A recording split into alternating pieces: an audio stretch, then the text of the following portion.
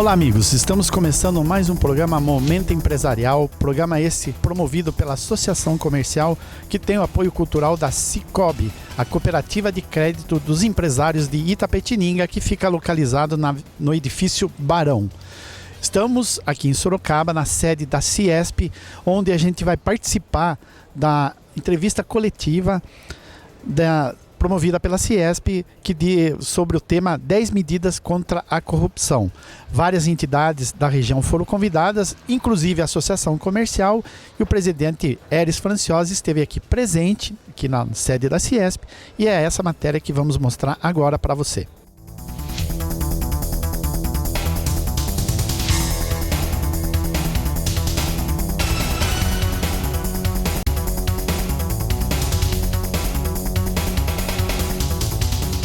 Estamos aqui com Eli Silos, diretor do Ciesp aqui de Sorocaba, pessoa bem conhecida aqui da nossa cidade. Tudo bem, Eli? Tudo bem, obrigado aí pela presença da Itapetininga e a Associação Comercial, prestigiando e mais do que isso, unindo força, dando as mãos contra um mal que está corroendo o país, que é a corrupção. Eli, o evento de hoje vai dar sugestões de 10 medidas contra a corrupção. Explica pra gente qual é o verdadeiro motivo dessa reunião. Bom, nós temos aí vindo desde vários anos a corrupção se instalando desde o mensalão, depois teve o petrolão e agora, lamentavelmente, um dos maiores rombos da história do Brasil e dito, inclusive, pelo jornal Economist na Inglaterra, uma das maiores corrupção do mundo. Ou seja, envolvendo não só o pessoal que estava na Petrobras, mas nós estendemos isso daí junto à Eletrobras, que também está tendo corrupção, a BNDES está começando a ser apurado, ou seja, o tamanho do rombo, o tamanho da corrupção e principalmente vendo que esse tipo de rombo, de corrupção, tem uma finalidade inclusive para custear cofres públicos, para ter até uma campanha eleitoral. Então, lamentavelmente, é o que está sendo constatado e que o Ministério Público Federal está constatando. Então, acho que baseado nisso, o povo brasileiro é muito ordeiro, muito correto. Acho que está na hora da gente levantar a voz. E, principalmente, as entidades como nós, junto com o poder público local, a gente fazer um trabalho para mostrar para o Brasil todo que aqui no interior do estado de São Paulo, nas cidades pequenas, também nós estamos descontentes e estamos se movendo, porque não adianta você reclamar e ficar quieto. Então eu acho que a população, de um modo geral, tem que se engajar nesse movimento contra a corrupção, comentar isso daí. Hoje tem tanto Disque Denúncia, quando vê alguma coisa próximo, isso vai em todos os níveis, desde o nível mais alto, federal, estadual e municipal. Então, a partir do momento em que um servidor público está lá, ele está para servir, ou seja, o povo brasileiro tem o dinheiro e, lamentavelmente, isso daí não vamos generalizar. É muito pouco, a grande maioria dos funcionários públicos, a grande maioria do povo brasileiro é trabalhadora, ordeira, mas, lamentavelmente, nós tivemos alguns poucos que roubaram muito. E a questão da corrupção, ela trouxe deixou um legado muito triste para o Brasil, porque economicamente o nosso Brasil é considerado um país falido. Até baseado nisso, o próprio Ciesp, Fiesp e as entidades SESI e Senai, nós estamos lançando, e ontem inclusive foi lá na Avenida Paulista, tem lá um desenho, um pato imenso, com aquele seguinte lema: quem paga o pato é você. Ou seja, quem paga o pato é o trabalhador, quem paga o pato é o empresário que está trabalhando com muitas dificuldades. E nesse quem paga o pato você, mostra todos os valores de cada produto, o valor do produto real de venda, que cada usuário compra, e o valor que vai de impostos. Ou seja, é uma das cargas tributárias mais altas do mundo. Então, por exemplo, você paga um carro de 84 mil reais, que tem como exemplo, 42 mil reais é de impostos, 50% é de impostos. E assim vai, desde refrigerante, desde bens de consumo de uma casa. Quando entra em produtos supérfluos, esse número chega a 72% de impostos. Então é muito dinheiro que vai para o cofre do governo e, lamentavelmente, é muito mal distribuído para a população de um modo geral. E nós temos aí, o sistema da saúde está quebrado, falido, o sistema da educação, lamentavelmente, uma dificuldade imensa de se mover. O governo teve até uma ação lá atrás do FIES relativamente boa, mas hoje já acabou tudo isso daqui. Então eu acho que o governo tem que se ater a melhorar o sistema de gestão deles, ou seja, sanear principalmente o tamanho do governo e deixar que os demais, a iniciativa privada, faça o seu trabalho. Então nós temos aí a nível de uma empresa falida. Vamos pegar um exemplo. Eu tenho eu ganho 10 mil reais.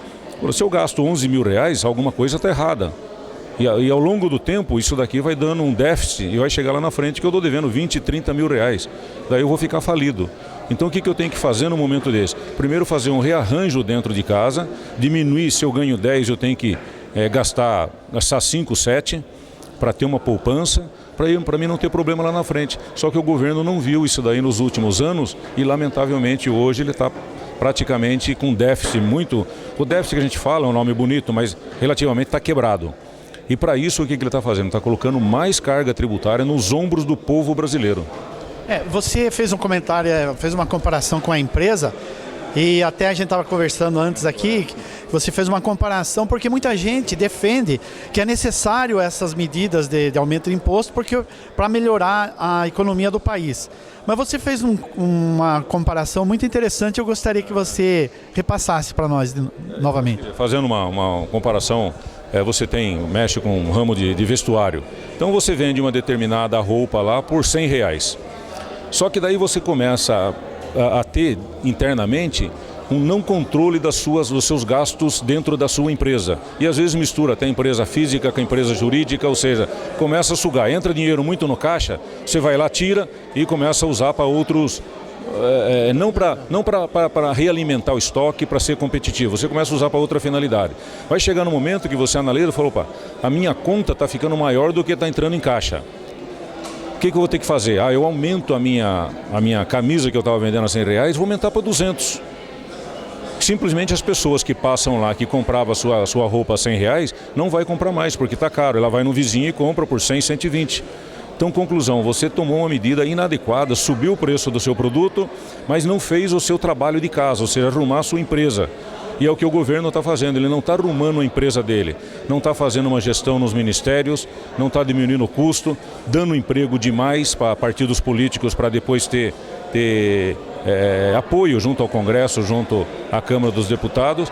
E daí quando vem essa conta, ele falou, peraí, eu estou gastando mais, eu tive um déficit de 30,5 bilhões de reais. O que eu vou ter que fazer? Mais aumento do imposto. Vamos reativar de novo a CPMF que foi tirada por um abaixo-assinado que o CIESP, a Fiesp fez isso daqui há 4 anos atrás. Nós tiramos a famigerada CPMF de 0,38% e agora o governo, com outro nome, está querendo voltar com isso aqui. Ou seja, de novo ele está querendo jogar na costa da população, mais uma vez, para pagar o pato. E infelizmente muita gente diz que o brasileiro já aprende a corrupção desde pequenininho. E a gente fica triste de saber que quem mais lutava contra a corrupção aqui nesse país é que hoje pratica essa corrupção. Qual o futuro disso, Irley? Olha, eu acho que nós estamos tendo uma virada grande. Nós vamos pagar muito, muito caro, muito alto. O que eu digo, é a população geral. Vai ter que pagar muito caro em função desse desmando, de toda essa roubalheira que teve, mas eu acho que está tendo um horizonte limpo. Esse trabalho que nós estamos fazendo hoje aqui, reunindo entidades, vocês deslocaram de Itapetininga até Sorocaba, nós temos a Associação Comercial do Sorocaba, o Sinduscom, que é o Sindicato da Construção Civil, CIESP, Fiesp, SESI, SENAI, OAB, a Organização do Advogado do Brasil, estamos todos unidos aqui de mãos dadas, que nunca teve uma reunião de tantas entidades junto. Para quê? Para a gente dar um basta a essa baderneira, a roubalheira que está tendo no país. E por outro lado a gente vê que tem o Ministério Público Federal, o juiz Aldo Moro e mais a Polícia Federal, realmente está fazendo as coisas acontecerem, andando, prendendo gente que nunca a gente imaginava que se prendia, do alto escalão dos empresariado brasileiro, que meteram a mão de conveniência junto ao governo. Então está mudando o Brasil. Então o que a gente vê, por exemplo, de ética, transparência, de menos corrupção, eu acho que o Brasil está dando uma virada muito forte. Mas para isso nós temos que se envolver. Não vamos deixar só no Ministério Público Federal, só junto à Polícia Federal. A população tem que se envolver nisso daí, dar um basta em tudo isso. Então eu vejo isso daqui com um futuro melhor, principalmente para as nossas futuras gerações. Assim seja. Queria agradecer você. E estamos aí, gente. Vamos mostrar mais imagens aí do evento.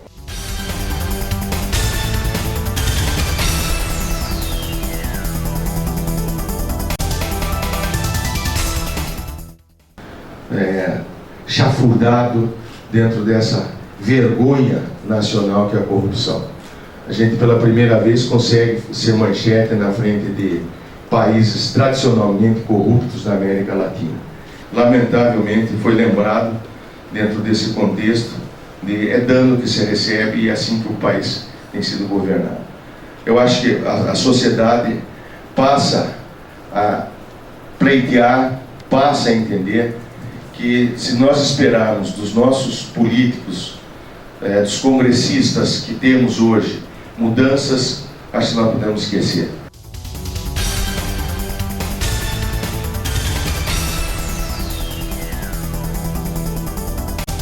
E no evento de 10 medidas contra a corrupção, os dois presidentes aqui da Associação Comercial daqui da região, o José Alberto Sépio, de Sorocaba, e o Eris Franciosi, de Itapetininga. Juntei vocês dois aqui agora para saber efetivamente, depois do que a gente ouviu hoje, quais as medidas assim concretas que as duas associações vão tomar a partir do que foi ouvido hoje aqui na Ciesp. Bom, a Associação Comercial de Sorocaba vai tomar medidas de buscar realmente a assinatura, colocar o nosso efetivo à disposição na praça, na sede da associação e nas entidades que nós temos contatos hoje para ampliar realmente esse movimento, dar um eco perfeito para que nós possamos concluir essas 10 medidas com o que Sorocaba merece.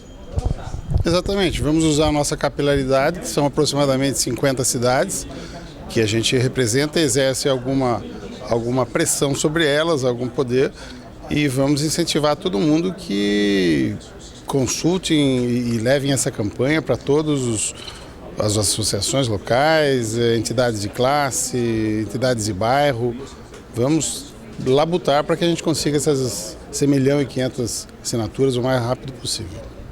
É bom lembrar que vocês dois representam duas sedes regionais aqui da FACESP. No caso, a Sorocaba a região é a RE9 e Itapetininga a região é a RE10. Então, fora Sorocaba e Itapetininga, vocês têm uma região grande de várias cidades onde esse trabalho pode ser efetivado.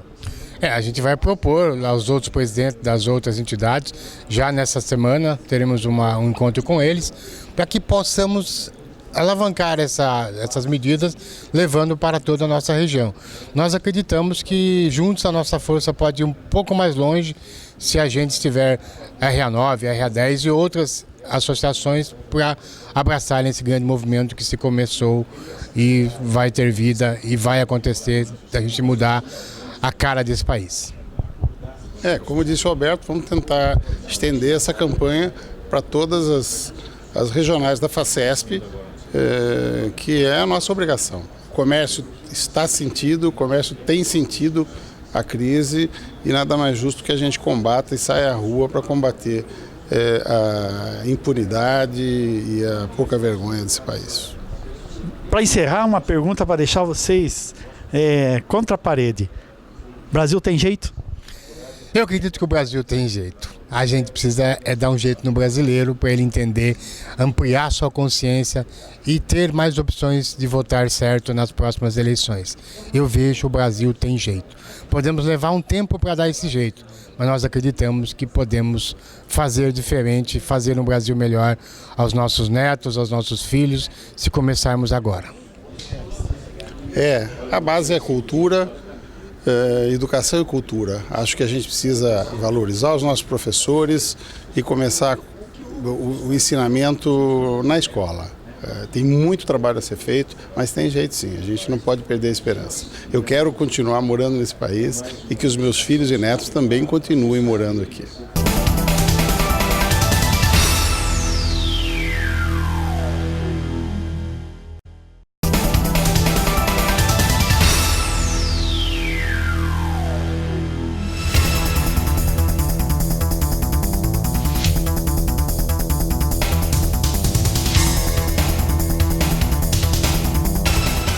E aqui no evento 10 medidas contra a corrupção, estou aqui com o Dr. Rodrigo Bley, representante da OAB aqui de Sorocaba. Doutor, o que vem a ser essas 10 medidas contra a corrupção? Bom, essas medidas, na verdade, são um resumo de várias, ou de centenas até de medidas que poderiam ser tomadas, mas que nós entendemos que são as medidas mais efetivas e que trarão uma maior repercussão, caso todas sejam aprovadas, no sentido de realmente contribuir para, não digo a eliminação, mas uma redução efetiva na corrupção, que tem sido hoje o grande mal aqui do nosso país. Bom, entre essas medidas está prevenção à corrupção, criminalização de enriquecimento lícito, aumento das penas e crime hediondo para a corrupção de altos valores, aumento da eficiência e da justiça dos recursos no processo penal, celeridade nas ações de improbidade administrativa. Dá um resumo dessas 5 para a gente. Bom, basicamente são medidas que essa aqui são apenas já são um resumo, né? Mas a prevenção à corrupção e transparência. Isso acho que é uma medida fundamental, porque hoje não adianta apenas nós ficarmos combatendo a corrupção que já está implantada. Nós precisamos colocar medidas que visem a prevenção da corrupção, ou seja, nós precisamos evitar que ela efetivamente ocorra. E esses outros pontos, como a criminalização do enriquecimento ilícito e o aumento de penas, são medidas efetivas para que isso venha acontecer, porque quando você passa a ter a criminalização do enriquecimento ilícito, por exemplo, você cria, na pior das hipóteses, o temor daquele que venha praticar esse ato, para que ele efetivamente não o pratique. Porque hoje o que nós vemos é que existe uma banalização dos atos de corrupção, porque na prática, mesmo que eles sejam descobertos, o processo é demorado, as penas são muito baixas, a duração do processo muitas vezes leva à prescrição do crime que foi cometido. Então isso traz a sensação para o agente do ato de uma impunidade. E é isso que essas medidas visam evitar. E a sexta, nós vimos as 5 primeiras: a reforma no sistema de prescrição penal, ajuste nas nulidades penais, responsabilização dos partidos políticos e criminalização no Caixa 2, prisão preventiva para assegurar a devolução do dinheiro desviado e recuperação do lucro derivado do crime. Isso, né? Na sequência disso que eu falei, por exemplo, a reforma do sistema de prescrição é o que eu mencionei. Hoje, como o processo penal acaba sendo muito moroso, no decorrer dos processos, muitas vezes ocorre a prescrição da pena. Então, mesmo que condenado, muitas vezes não há o cumprimento porque o crime prescreveu durante o processo. A reforma, esses ajustes nas nulidades da pena também para evitar brechas na legislação que tragam a anulação do processo em decorrência de falhas processuais. A responsabilização dos partidos políticos por Caixa 2, que é uma medida que muita gente já acredita que já existe, porque é básico, né? Se é Caixa 2 não é declarado, portanto é crime, mas isso não é hoje criminalizado. Então é uma medida que a gente entende fundamental. A prisão preventiva para evitar que o patrimônio que foi amealhado em decorrência de atos de corrupção seja perdido, e com essa prisão preventiva fica mais fácil de conseguir recuperar provas e também recuperar parte desse dinheiro que foi alvo de corrupção. E o que a gente já tem visto em algumas esferas, principalmente no âmbito do Lava Jato, que é a recuperação do dinheiro que foi fruto da corrupção. E isso acho que é fundamental na medida em que, se os atos já foram praticados, na medida em que você tem que fazer a punição dos culpados, mas também o país precisa desses recursos de volta. Esse dinheiro tem que voltar para o governo, para o público, né, de onde ele foi retirado indevidamente. Então essas medidas, como eu falei, são um resumo de várias outras medidas que poderiam ser tomadas, mas que nós entendemos que, se forem aplicadas, trarão resultados efetivos. Estou na associação comercial. Eu queria pegar o mesmo gancho na sua pergunta aí, que o que fazer então com um eleitor que o Pelé, há uns anos atrás, ele disse assim, eu não sei se ele foi profeta ou o que ele foi, ele disse assim que o brasileiro não sabia votar. Eu acho que ele pode ter sido tudo, mas que ele preveu uma situação, ele preveu. O que fazer para mudar essa realidade? Porque assim, a gente percebe assim, tem muita gente que vota por Bolsa Família, Tem gente que vê a corrupção, mas acha que os caras são os ídolos deles, então não mexe. Quer dizer, eu amo um partido, se o cara pode fazer o que quiser, se ele está no meu partido, beleza. Se tiver no outro partido, aí eu condeno.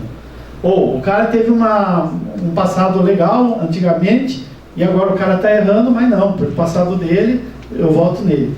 O que fazer para o brasileiro ter essa consciência? Não trocar o seu voto, ou ter essa consciência eleitoral que a gente tanto pede? Eu tenho a impressão de que o povo não é tão bobo assim. Por um lado, nós temos um resultado eleitoral que foi muito dividido e desagradou a maioria do povo brasileiro. Por outro, nós temos que fazer a seguinte análise: será que nós estamos tendo opções de voto? Será que o povo não está sendo obrigado cada vez mais a escolher o menos pior? Ou a menos pior? O sistema político brasileiro atual está muito ruim. A qualidade dos nossos candidatos, pior ainda. E, portanto, quando eu olho para o eleitor brasileiro e pergunto qual é a opção que esse povo tem para a escolha, as nossas campanhas políticas viraram midiáticas. Parece Circo de Soleil, que vai administrar hoje um dos maiores países do mundo, a 8ª, a 7ª economia do mundo. No evento aqui, 10 medidas contra a corrupção, presente o Benedito Sampaio, diretor do SESI de Itapetininga. Tudo bem, Sampaio? Tudo bem, querido. Realmente o SESI da região de Itapetininga não poderia ficar fora desse programa, né, que é o combate à corrupção. Aliás, esse mal já vem há muito tempo devastando o nosso país, deixando que as pessoas realmente deixam de ter o serviço que eles pagam os impostos e não têm. Eu diria que tanto o SESI, juntamente com toda a comunidade, seja das entidades civis e representativas da nossa cidade e região, farão parte desse processo de combate à corrupção, dizendo não a tudo isso que está acontecendo. E também, com certeza, pedindo a colaboração de toda a população que realmente participe dessa campanha, dizendo um basta à corrupção. Muita gente diz, Sampaio, que a corrupção sempre existiu no nosso país, realmente sempre existiu, e às vezes as pessoas até se conformam com essa situação porque sempre houve isso e agora, né, porque vai continuar do mesmo jeito. É a mesma coisa que dizer que o cara matava antigamente e hoje a gente pode matar à vontade. Como mudar essa cultura do brasileiro? Eu acredito que através de uma boa formação, de uma educação. Eu, há pouco tempo atrás, eu estive visitando outros países e a gente percebeu que essa questão de cidadão, ele já está no DNA das pessoas. As pessoas, quando vêm ao mundo, já vêm com essa predisposição dessa formação de um bom cidadão. Aquele que não joga o lixo na rua, que está dentro do carro, não joga uma bituca de cigarro ou uma latinha de refrigerante, que assim seja. Então, essa é a formação. E a educação é fundamental para que as pessoas tenham noção e esse conceito, o que é ser um ser cidadão dentro da sociedade que ele está inserido. Então, eu acredito que a população ela está tendo essa consciência e vai estar participando. E uma outra coisa que é importante é essa mudança no sistema político do nosso país, que é onde possa dar mais condições de escolha, que o eleitor tenha direito de escolha. O que hoje, normalmente, nós não estamos tendo, sempre são os mesmos e os mesmos estão sendo eleitos. E isso está perdurando, tanto no Poder Executivo, Legislativo e assim por diante. Você tocou num ponto que eu queria chegar agora, que é a questão política do negócio. Porque, na realidade, a corrupção nada é mais do que uma geração de uma má gestão que é feita por pessoas que são eleitas pelo povo para nos representar. Muita gente fala também que, assim, que as pessoas boas, de boa índole, as pessoas honestas, elas preferem fugir do processo eleitoral, porque não querem se expor assim com as coisas erradas que a gente vê hoje. Como mudar isso também, Sampaio? Porque a gente vê isso a nível municipal, estadual e federal? Olha, é uma pergunta fácil de responder e ao mesmo tempo difícil. Por quê? Eu como atuo dentro do sistema SESI, junto com a educação, cultura, junto às indústrias, junto às prefeituras, a gente tem feito todo o trabalho realmente, o que preceitua o sistema, que seria realmente dar oportunidade para as pessoas, fazer que as pessoas utilizem todo o sistema de forma igualitária, não só da indústria, mas dentro da comunidade. Agora, por que as pessoas muitas vezes ficam à parte da sua participação dentro da comunidade? Por quê? Hoje você vê o Congresso Nacional, as câmaras legislativas, as câmaras municipais e mesmo os poderes executivos e mesmo os judiciários estão totalmente desfacelados, né, em função de corrupção, de benefícios próprios e assim por diante. Quando alguém de uma sociedade que tem todo um respaldo, que é uma pessoa séria, ela não quer participar, porque se ela entrar, ela vai ser a população vai igualá-la com tudo que está aí. Tem hora que realmente dá vontade de você, olha, não vou participar, eu vou ficar no meu canto fazendo o meu trabalho, como sempre fiz, com responsabilidade, com transparência. Mas também, por outro lado, a gente não pode também ficar de lado de tudo, se omitir de tudo isso aí.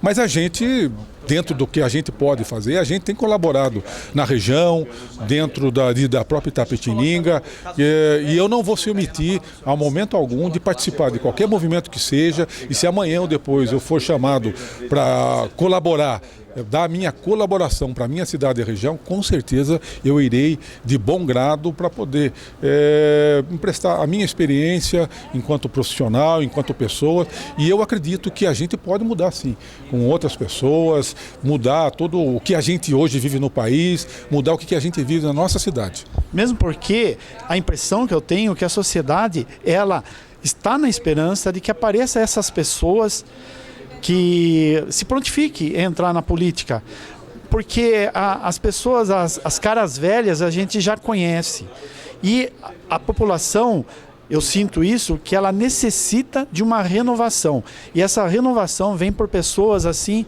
com ficha limpa. Exatamente, o que foi discutido hoje e foi falado muito é a oportunidade das pessoas terem condições de escolherem outras pessoas, né? Porque até o momento sempre são os mesmos em todas as camadas. Então, a partir do momento que acabar esses grupos, sei lá como pode ser chamado, que querem comandar essa ou aquela região ou país apareçam novas lideranças, porque nós temos, a nível do Brasil, Estado e dos municípios, várias lideranças positivas dentro da cidade, que realmente fizeram alguma coisa pela cidade, pelo seu Estado, tal, e que gostariam de estar participando, mas participando de um processo realmente transparente, onde a responsabilidade está acima de tudo e aonde as virtudes dessa pessoa também está acima de tudo, para a gente poder, disseminar os vícios que a gente vem encontrando ao longo desse processo, que se fala democrático, mas sempre são os mesmos. E outra coisa engraçada também, que até a gente está tocando um papo aqui, que eu acho engraçado as pessoas falarem é assim, não, tal fulano entrou na política, mas ele não tem experiência nenhuma política, por que eu vou votar nele? Às vezes a pessoa é bem conceituada na sociedade, mas eu não vou votar nele porque ele não tem experiência. É outro erro, porque se for para pegar a experiência dos que já estão, é melhor não ter experiência. Exatamente, mas o que eu acho que a população tem que perceber é saber quem é a pessoa, como que é o estilo de vida dela, o que ela fez, tal, e que com certeza eu digo também uma outra coisa, que eu acho que o processo democrático, a refrigeração, vamos dizer, do processo democrático é essa alternância de poder. Sempre está vindo pessoas novas, com ideias novas, e isso ele oxigena todo o processo democrático.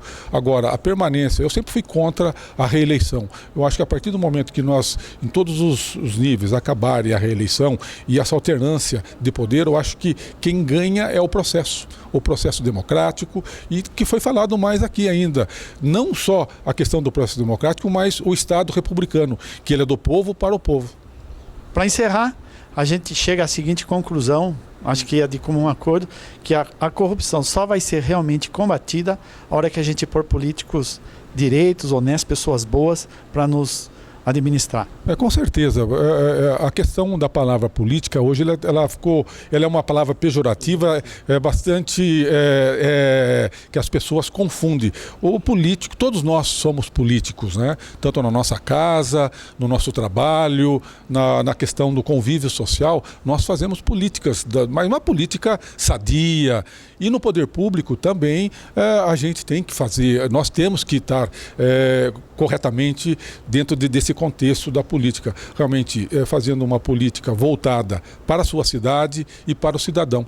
Tá? Eu acho que é uma coisa tão simples, deixar de ter os conchavos dos grupos que normalmente a gente sabe que tem e fazer uma política bem feita, voltada ao povo, levando a população, exatamente, levando a população qualidade de vida, uma boa estrutura de locomoção, de mobilidade para o povo, saúde de qualidade. Eu acho que é possível, porque dinheiro, eu tenho certeza que é muito dinheiro. É questão mesmo de saber aplicar de forma correta e responsável, fazer uma rastreabilidade desse recurso em cada área, com pessoas sérias, e realmente quem vai ser beneficiado é a população. Chafurdado dentro dessa vergonha nacional que é a corrupção. A gente pela primeira vez consegue ser manchete na frente de países tradicionalmente corruptos da América Latina.